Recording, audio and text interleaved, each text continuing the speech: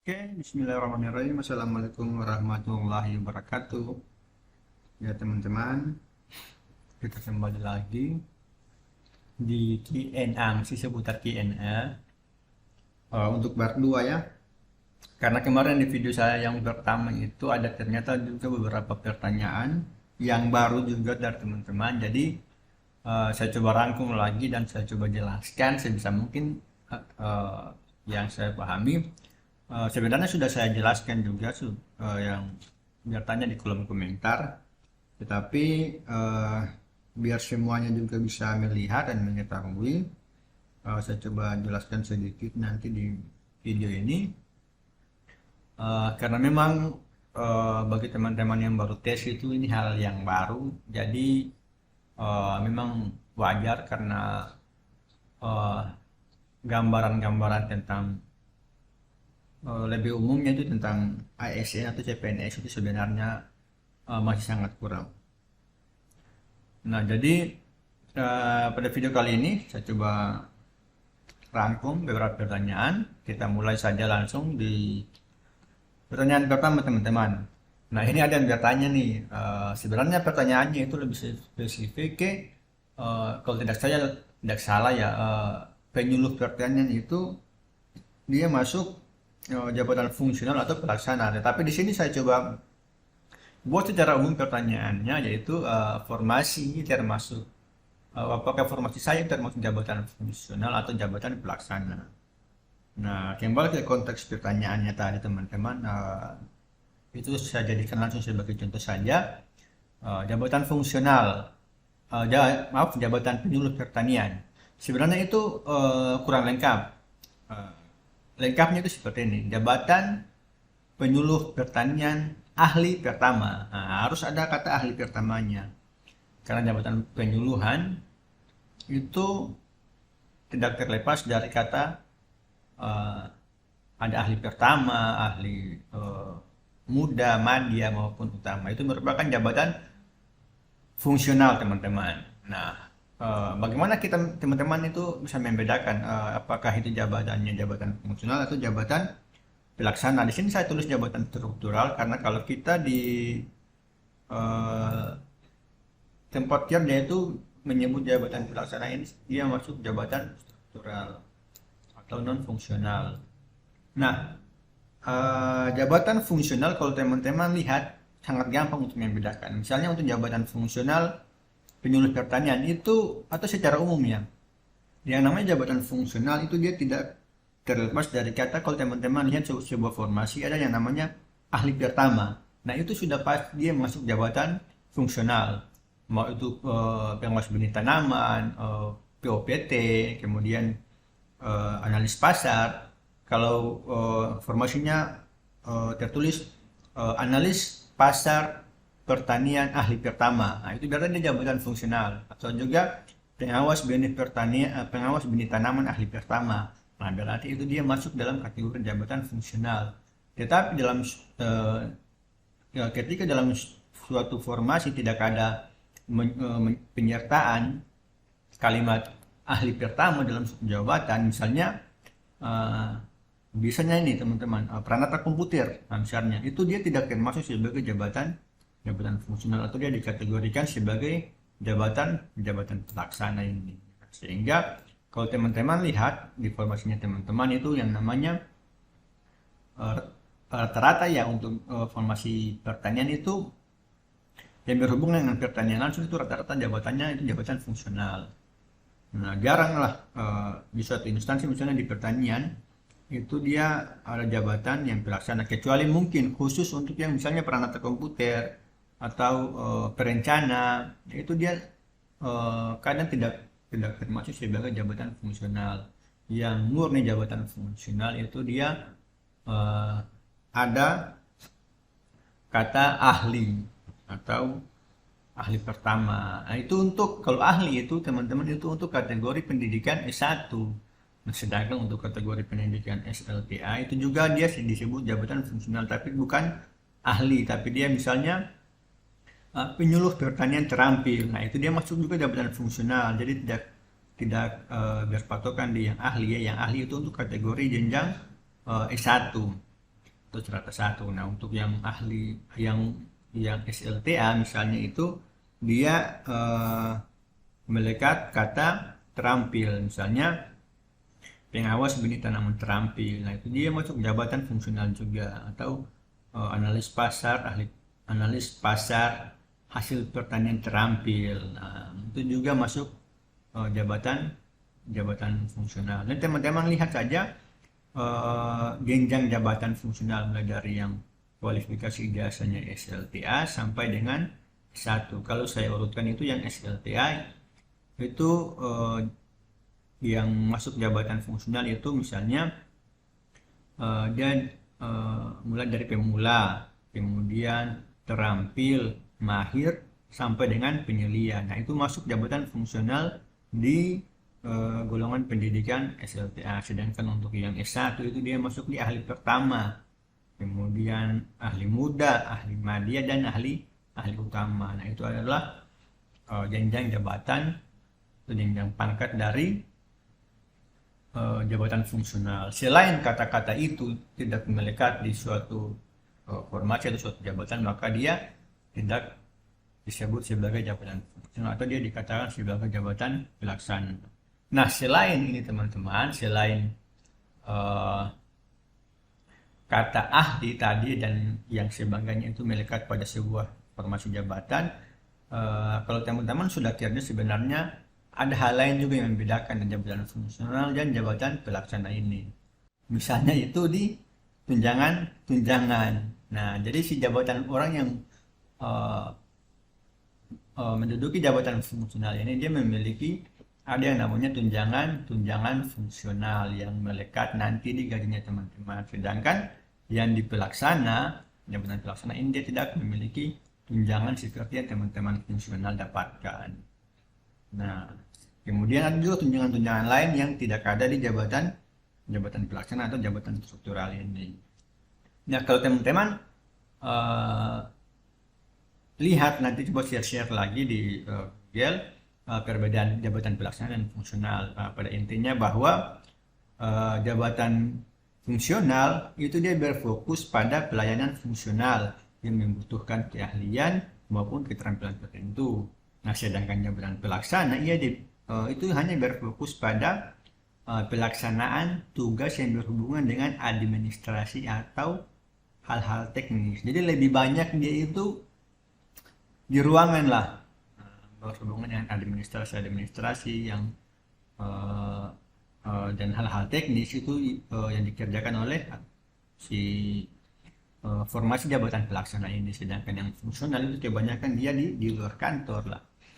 Atau contohnya lah, si penyuluh pertanian itu langsung kepada pelayanan dengan petani, pengawas benih tanaman juga, POPT. Nah, itu yang merupakan jabatan-jabatan fungsional yang secara fokus itu pada pelayanan tugas fungsional. Nah, kurang lebih seperti teman-teman untuk jabatan ini. Semoga bisa dipahami ya, mudah-mudahan bisa dipahami. Oke, kita lanjut di pertanyaan berikutnya. Ini lebih banyak kompetensi umum atau kompetensi khusus. Nah, perlu teman-teman ketahui bahwa yang teman-teman hadapi sekarang itu adalah seleksi kompetensi bidang.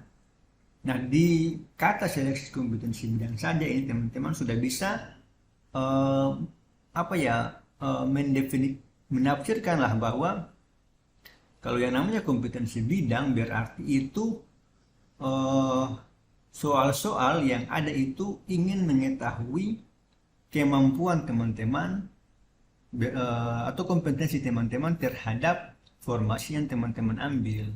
Artinya apa, dia lebih berfokus lagi kepada apa nanti yang akan teman-teman kerjakan atau pengetahuan teman-teman lah tentang formasi yang teman-teman ambil itu. Jadi kalau teman-teman bertanya lebih banyak kompetensi umum atau kompetensi khusus, ya sudah jelas jawabannya adalah kompetensi khusus. Karena yang mau dilihat di sini adalah lebih spesifik ke bidang yang teman-teman ambil itu. Kalau mau ditanya tentang perbandingannya, saya bisa katakan itu 70-30 lah.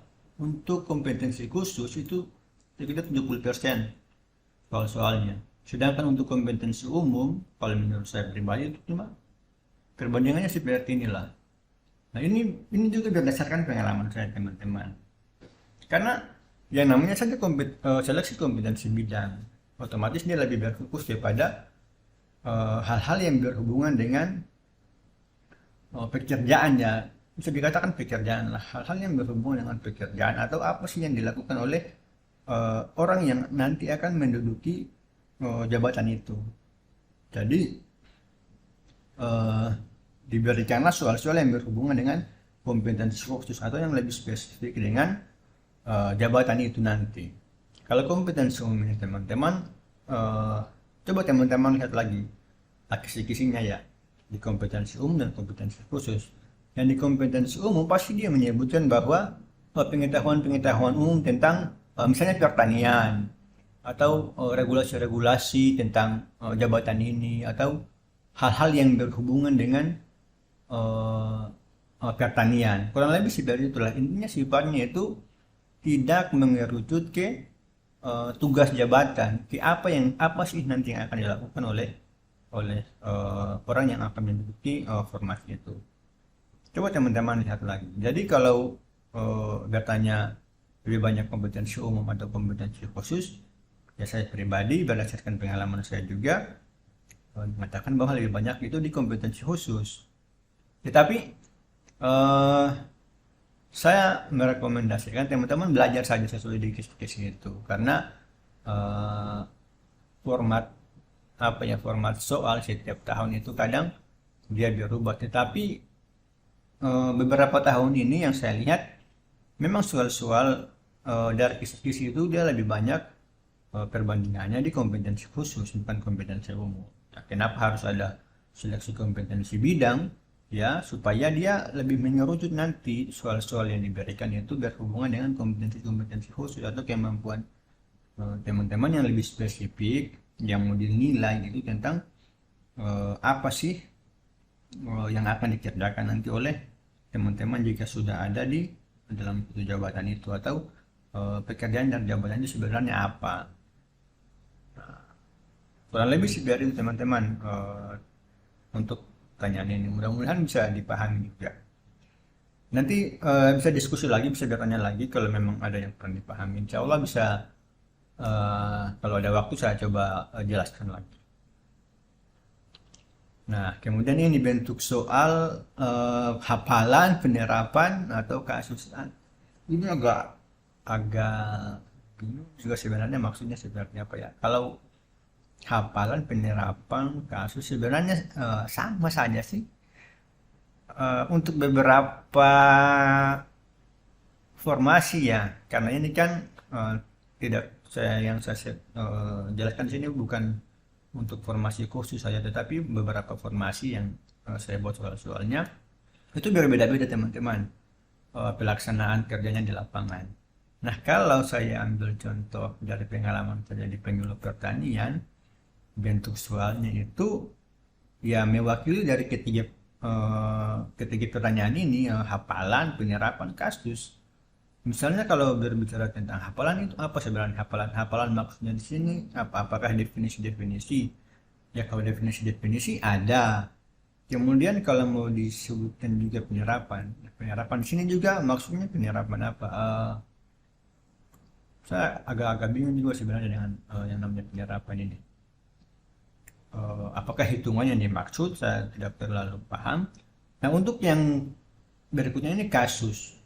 Kalau kasus secara pribadi, yang namanya seorang penyuluh pertanian, dia melaksanakan tugas di lapangan itu dia salah satunya ya menyelesaikan persoalan-persoalan yang dihadapi oleh seorang petani. Nah, misalnya dalam hal adopsi inovasi teknologi. Nah, itu kan berarti ada kasus tuh yang dialami oleh si petani. Misalnya, tanamannya terserang penyakit.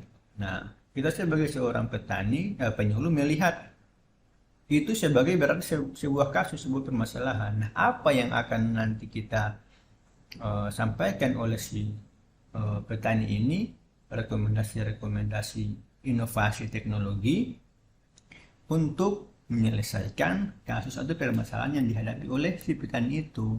Nah, berarti kalau dari bentuk soal dari pertanyaan ini, apakah bentuk soalnya itu ada yang kasus? Ya, iya ada. Nah, misalnya untuk petani yang mengalami kasus ada serangan hama pada tanamannya. Nah, kita memberikan rekomendasi inovasi teknologi. Nah, ini yang bisa digunakan untuk mengatasi serangan tersebut. Berarti dalam hal ini itu merupakan bagian dari kasus. Nah, bentuk-bentuk soal yang diberikan atau yang nanti teman-teman dapatkan kurang lebih ada juga yang berhubungan seperti itu. Misalnya soal-soal yang berkaitan yang saya pernah dapat ya. Tingkat adopsi inovasi itu yang paling sering keluar. Misalnya petani belum mampu menerapkan sistem tanam jarak jauh. Nah, ini dalam tahap adopsi inovasi dia masuk di tahap apa? Apakah mencoba atau tahap menumbuhkan kesadaran atau tahap menilai atau tahap menerapkan? Nah, ini kan bagian dari kasus juga. Nah, soal-soal seperti itu ada. Atau di sini pertanyaan yang dimaksud kasusnya kasus seperti apa. Tetapi untuk formasi-formasi lain, misalnya pengawasan tanaman, analis pasar hasil pertanian, Alsintan, POPT, itu kurang lebih semuanya berhubungan dengan kasus karena tugasnya itu berhubungan langsung dengan si petani, otomatis ada hal-hal yang harus diselesaikan. Nah, kurang lebih bentuk-bentuk soalnya itu adalah semua dari hafalan ini. Kalau yang dimaksud definisi-definisi tadi yaitu ada penyerapan-penyerapan ada, kemudian kasus juga itu ada. Nah, kurang lebih itulah yang bisa saya berikan gambaran untuk bentuk pertanyaan bentuk soal ini, yang pada intinya tidak ada soal-soal hitungan seperti yang ditium. Semua itu kalau mau dibilang hampir semua itu soal-soalnya bentuk hafalan sih, seperti yang sudah teman-teman lihatlah di soal-soal yang sudah saya berikan. Ya, kurang lebih seperti itu teman-teman. Mudah-mudahan bisa dipahami. Nah, ini pertanyaan berikutnya. Semua soal berasal dari kisi-kisi. Ya, apakah semua soal berasal dari kisi-kisi? Iya.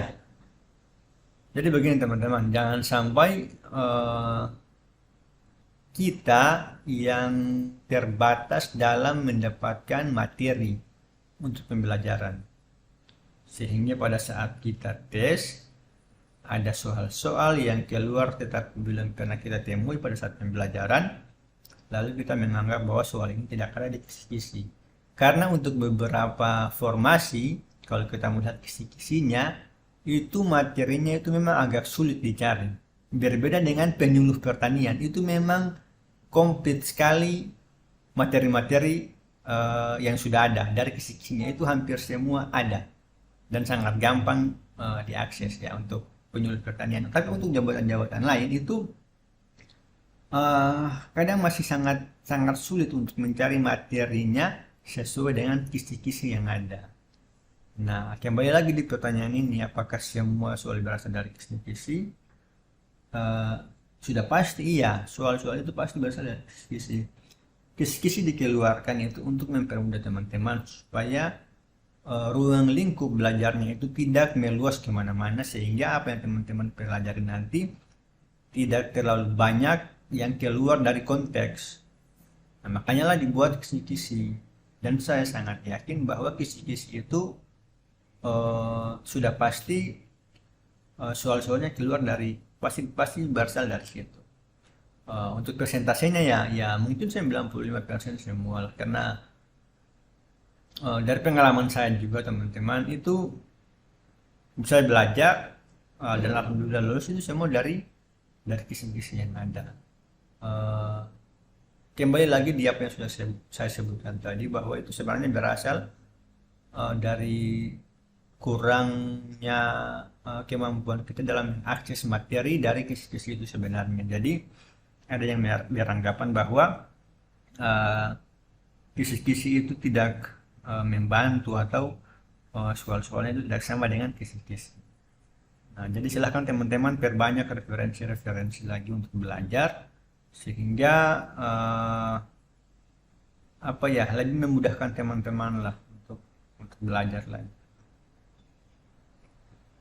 Silahkan belajar dari mana saja, media, Telegram, itu banyak soal-soal juga. Kemudian mungkin ada via grup atau bimbel. Semua dari banyaknya teman-teman ingin mendapatkan informasi dan materi saja. Oke, kemudian kita lanjut di soal berikutnya. Nah, apakah ada soal hafalan undang-undang atau regulasi terkait? Iya, ada, tapi tidak banyak teman-teman. Jadi yang masih melekat di ingatan saya pada saat tes itu yang pertama itu peraturan menteri, ini saya karena saya di jabatan penyuluh ya, peraturan menteri pertanian tentang penyusunan program. Nah itu saya ingat sekali ada soal itu, Permentan nomor 47 tahun 2016. Kemudian yang kedua ada Permentan nomor 63 ya, kelembagaan itu 63 tahun 2016, saya sudah lupa, maaf. Nah itu dia, ada dua soal itu yang saya ingat, yang saya dapat. Kurang lebih itulah, dari 100 soal itu ada dua soal itu yang berhubungan dengan hafalan bukan undang-undang tapi peraturan Menteri Pertanian. Ya. Nah tidak tahu untuk jabatan-jabatan lain, PT, POPT maupun APHP, PMHP, apakah itu ada regulasi, ada soal tentang itu. Silahkan teman-teman lihat lagi di kisi-kisinya. Saya lihat itu di beberapa formasi ada yang menyebutkan tentang undang-undang atau peraturan-peraturan terkait dengan jabatan yang diambil, itu jabatan yang dimaksud. Jadi kalau pertanyaannya apakah ada, dari pengalaman saya ada teman-teman, tapi ya, presentasinya itu tidak banyak, paling hanya 1, 2, paling banyak mungkin 5 lah.